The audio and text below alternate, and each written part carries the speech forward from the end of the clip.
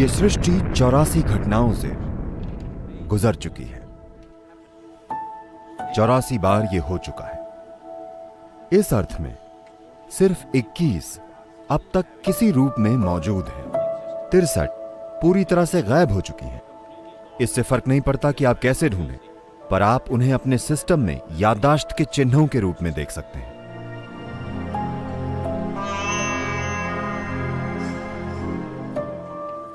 84 एक महत्वपूर्ण संख्या है आज हमारे जीवन में, चाहे हम इसके बारे में जागरूक हों या ना हो। 84 क्यों महत्वपूर्ण है? इसलिए क्योंकि यह सृष्टि गुजर चुकी है 84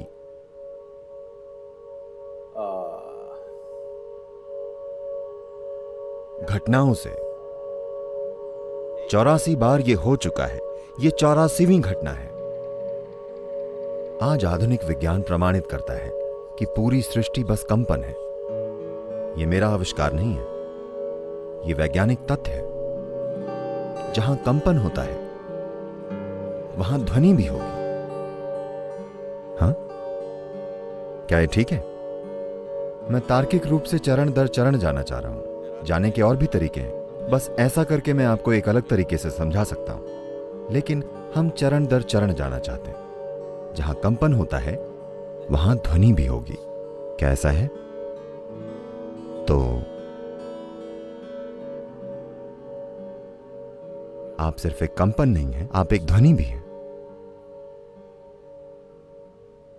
बल्कि एक शोर है। वे जो आवाज कर रहे हैं और वे जो नहीं कर रहे हैं, आप सभी लोग एक ध्वनि हैं। यही आधुनिक विज्ञान कह रहा है।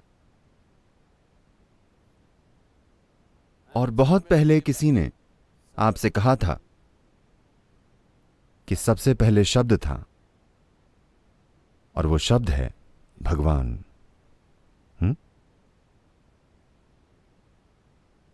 आप जानते हैं बहुत पहले ये कहा गया था। ध्वनि एक शब्द है ना? बल्कि एक शब्द ध्वनि है। फिलहाल मैं अगर हां कहूं, क्योंकि आप ये भाषा जानते हैं, तो आप उससे एक अर्थ जोड़ रहे हैं। अगर आपको ये भाषा ना आती, तो जहां तक आपका सवाल है, मैं बस एक आवाज पैदा कर रहा हूं, है ना? क्योंकि आप उनकी भाषाएं नहीं जानते, आपको लगता है कि वो कुछ अजीब आवाजें पैदा कर रहे हैं। नहीं, वे कुछ बोल रहे हैं।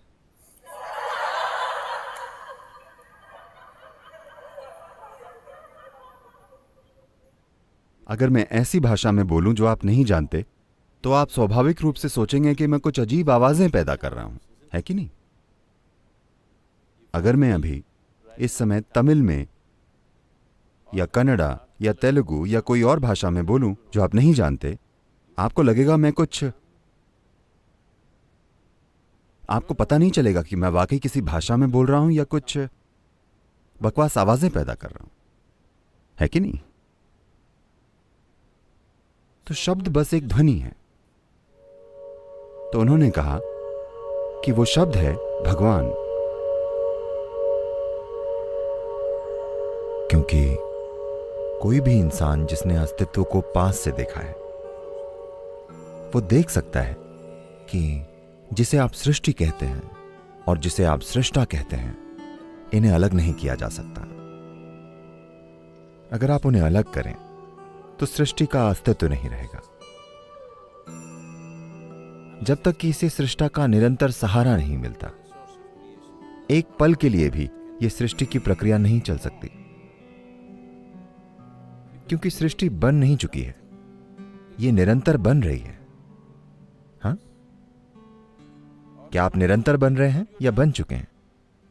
मैं उम्मीद करता हूं कि आप बन नहीं चुके हैं। You are an ongoing process. आप एक जारी प्रक्रिया हैं। सृष्टि की भागीदारी के बिना सृष्टि एक जारी प्रक्रिया कैसे होगी? वो निरंतर भागीदारी है, वो अलग नहीं हो सकता। तो इसी वजह से उन्होंने कहा सबसे पहले शब्द था, मतलब from total, unmanifest, पूर्ण अव्यक्त अस्तित्व जिसकी जब अभिव्यक्ति शुरू हुई तो सबसे पहली चीज जो हुई थी वो ध्वनि थी। वैज्ञानिक भी सहमत हैं कि बिग बैंग हुआ था। बैंग मतलब ध्वनि है ना। भारत में बहुत सुंदर तरीके से व्यक्त किया गया है कि पहले और एकमात्र ईश्वर जो दुनिया के इस हिस्से में मौजूद थे वे थे रुद्र। रुद्र का मतलब है वे जो गरजते हैं, गरजने वाले। तो उन्हें रुद्र इसलिए कहा गया क्योंकि यही सृष्टि की शुरुआत है, क्योंकि ये एक गर्जन है। वैज्ञानिक इसे बैंग कहते हैं। अब वैज्ञानिक बैंग के सिद्धांत को वापस ले रहे हैं कि एक बिग बैंग हुआ था। वे कह रहे हैं कि कई बैंग हुए थे। तो आज के एक मशहूर भौतिक विज्ञानी जिन्होंने कई मशहूर किताबें लिखी हैं, हाल ही में उन्होंने एक किताब लिखी है। मैंने वो पढ़ी नहीं, मैं उनसे मिला। उन्होंने एक किताब लिखी है, endless universe. हाँ, अंतहीन ब्रह्मांड। हमेशा विज्ञान ने यह विश्वास किया है कि हर चीज की एक शुरुआत और एक अंत होता है। अब भौतिक विज्ञानी अंतहीन ब्रह्मांड के बारे में बात कर रहे हैं। यौगिक प्रणाली में हमेशा एक निरंतर फैलते हुए ब्रह्मांड की बात की गई है। पहली बार शीर्ष स्तर के भौतिक विज्ञानी ये मानने लगे हैं कि कोई शुरुआत या अंत नहीं है, ये अंतहीन ब्रह्मांड है। ये एक मशहूर सिद्धांत है जो अभी वैज्ञानिक समुदाय के बीच है कि ब्रह्मांड अंतहीन हो सकता है।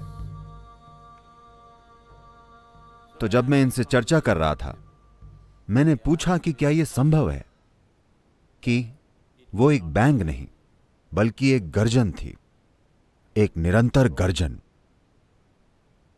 उन्होंने इस बारे में सोचा और उन्होंने कई चीजों के बारे में सोचा और वे बोले ये हो सकता है। शायद वो एक बैंग नहीं था, वो एक गर्जन थी। वो एक पल में नहीं हुआ, वो कुछ समय तक गरजा और फिर धीरे धीरे सृष्टि बनने लगी। तो पहला रूप,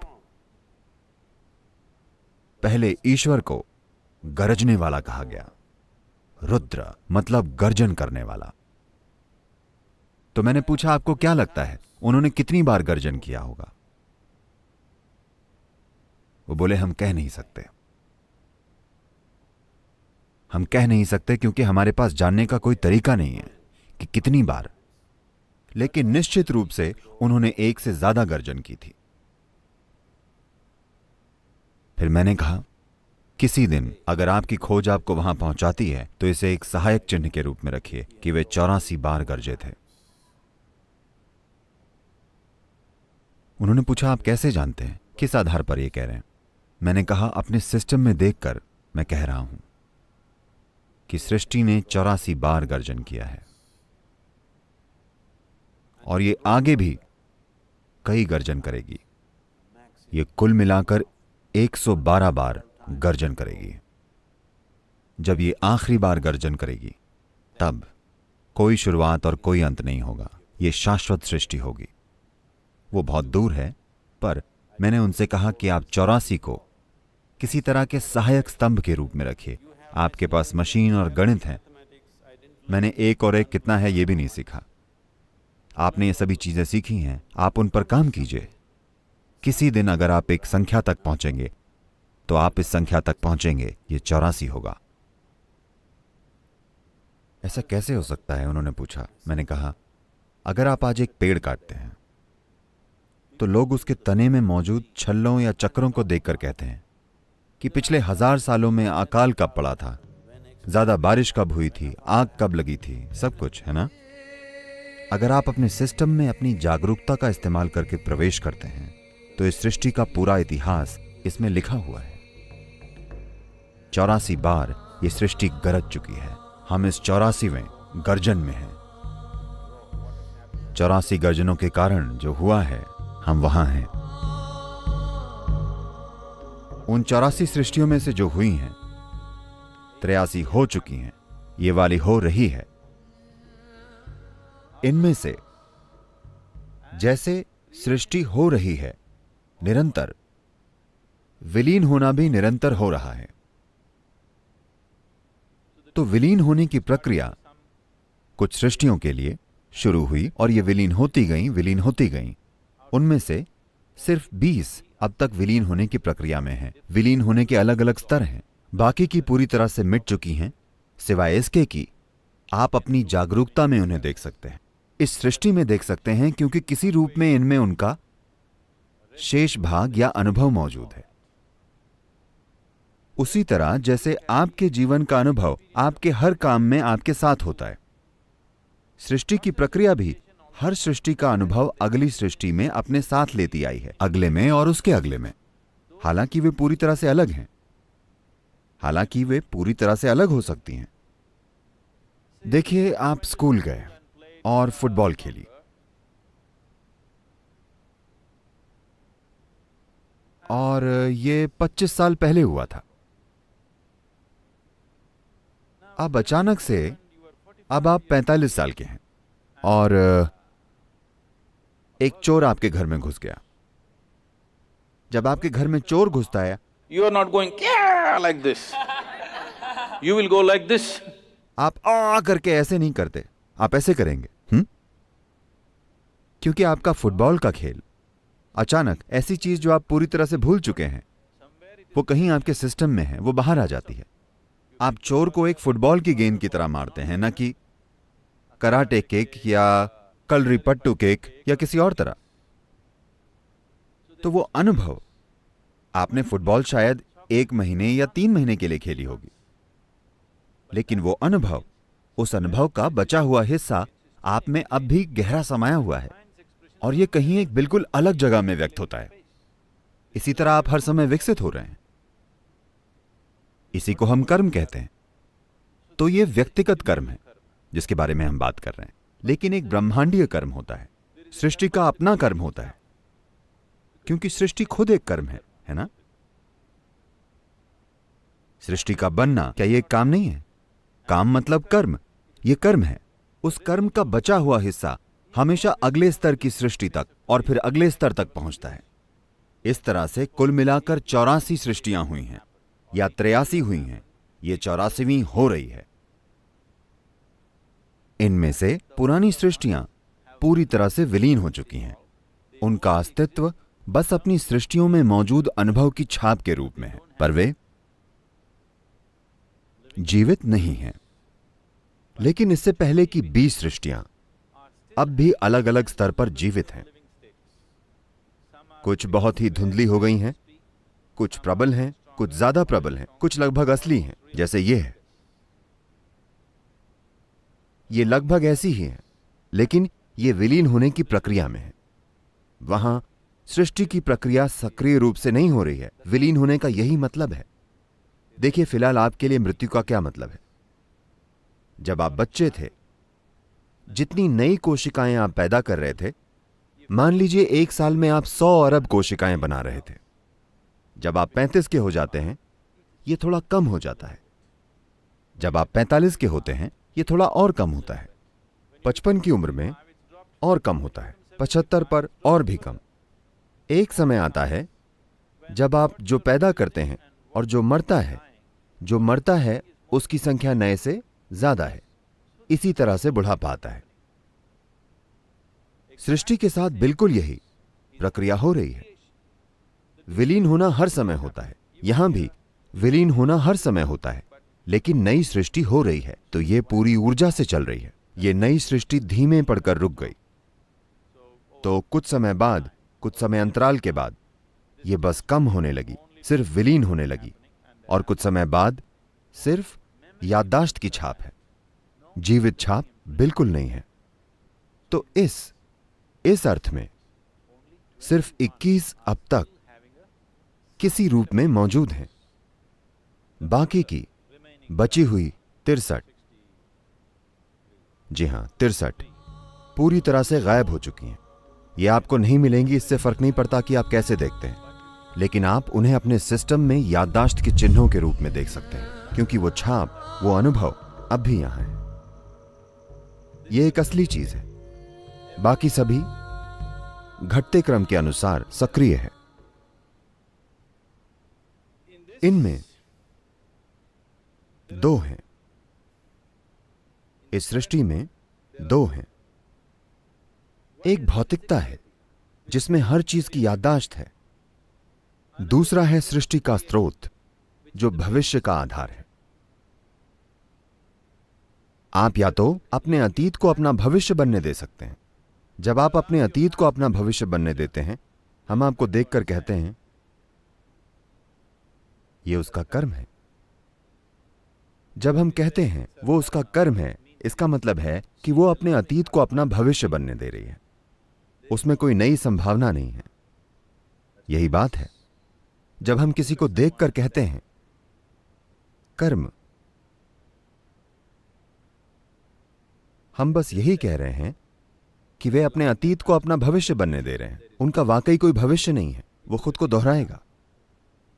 जब आप कहते हैं मैं आध्यात्मिक मार्ग पर हूं, तो आप एक स्तर पर यह कह रहे हैं कि आप वाकई यह कह रहे हैं कि आप अपने अतीत को अपने भविष्य के रूप में दोहराने नहीं देना चाहते। आप अपने जीवन को चक्रीय नहीं बनाना चाहते। आप अपने जीवन को आगे ले जाना चाहते हैं। आप उसे चक्रीय नहीं बनाना चाहते। पिछला मंत्र जिसका अभी आप उच्चारण कर रहे थे वो है पुनरपि जननम पुनरपि मरणम। मतलब ये चक्र, मैं इसे किसी तरह तोड़ना चाहता हूं, क्योंकि जब आप किसी चक्र में आ जाते हैं, जब आप गोल घूमने लगते हैं, तो आप कहीं नहीं पहुंचने वाले। जब आप कहते हैं कि कोई गोल घूम रहा है, तो इसका क्या मतलब होता है? इसका मतलब बस ये होता है कि वो कहीं नहीं पहुंचेगा।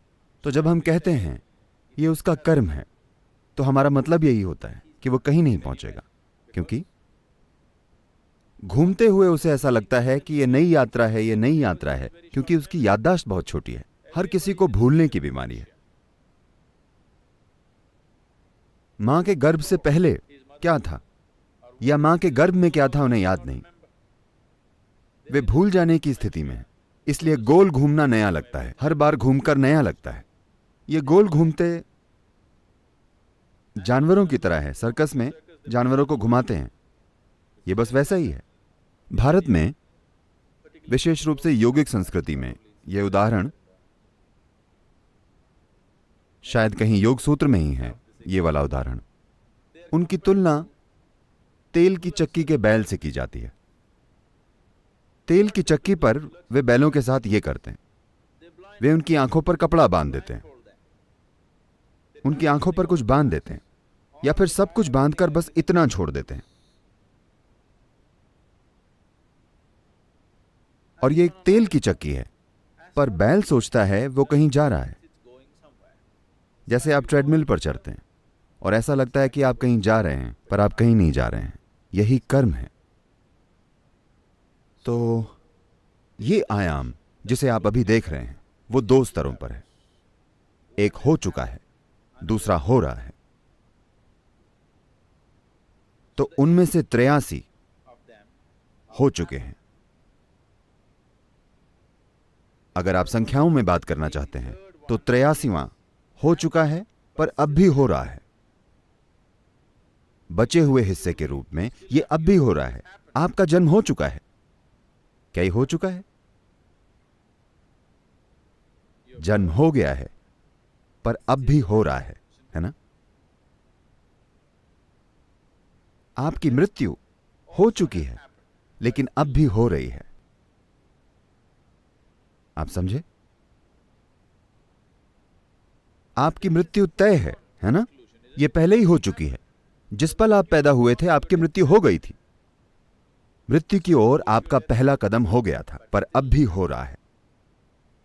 आप इसके पूरे होने का इंतजार कर रहे हैं, या आप इसे टालना चाहते हैं,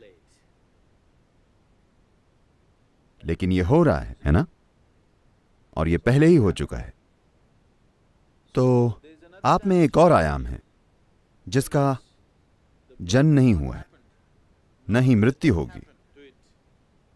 अगर आप उस आयाम को छुएं, सिर्फ तभी आप में भविष्य जैसी कोई चीज होगी।